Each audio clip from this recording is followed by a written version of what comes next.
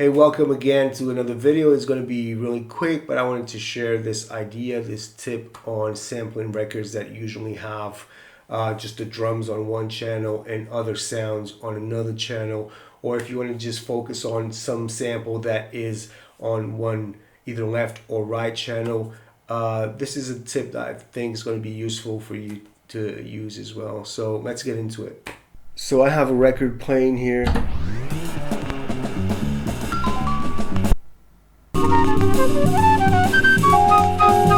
Okay, on the right I have a flute, on the left I have some drums. This is very typical of many records. So one way for me to work with it and to listen just to the left or just to the right, or to sample just the left or the right, what I do is I created this chain right here. So on your sampler you can insert instruments plugins here to help you record into the MPC. This will be recorded into the sample. So any plugin that you use here, any effect that you use here will be recorded with the sample into the MPC.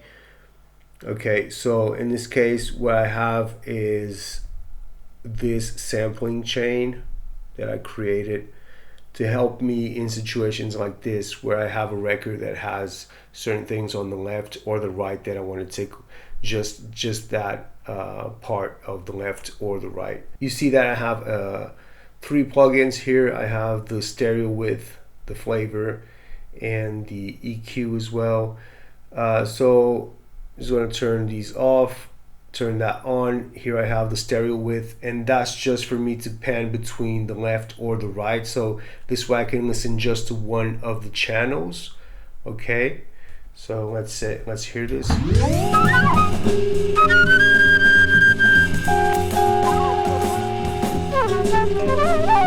Alright, cool. So I can just focus on one of the channels by using the pan. Super simple.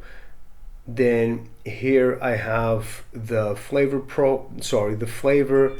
I use it just to put the signal into mono, so the signal will come back and play on both sides, on both speakers, on the left and the right.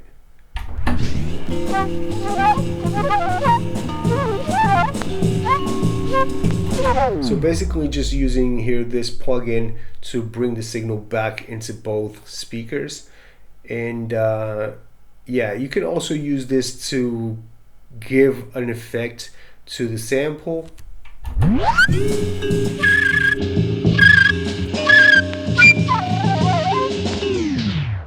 But normally I just keep it in neutral and use it just for that mono function. And now I can sweep through the left and right channels and still have the signal go to both my speakers, left and right.